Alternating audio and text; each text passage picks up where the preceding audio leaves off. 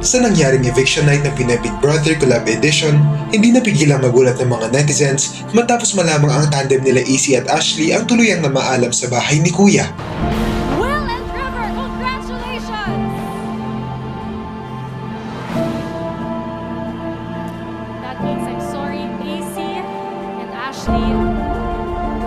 You have just been evicted from a Big Brother house. Matatanda ang tatlong duo ang naging nominado para sa linggong ito. At kasama nila AC at Ashley rito ang duo na sila Will Ashley at River Joseph at Ralph De Leon at Michael Seeger. Marami ang nag-akalang isa sa tandem nila Will at River at Ralph at Michael ang mamamaalam sa bahay ni Kuya. Dahil bukod sa hindi pa sila gaano kilala sa showbiz, ay ipinakilala na rin ang dalawang bagong housemate na parehas lalaki, kaya ang akala ng publiko ay mga lalaking housemates din ang papalitan nila.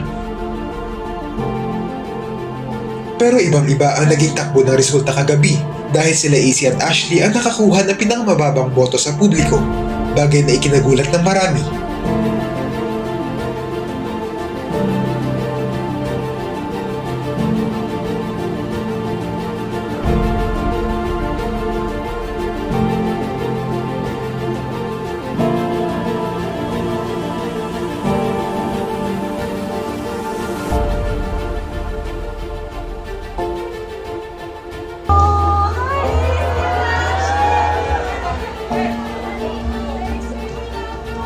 Welcome back to the outside world.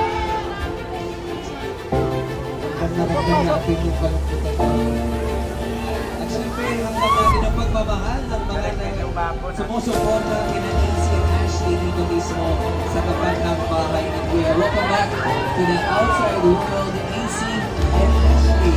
Of course, we are going to be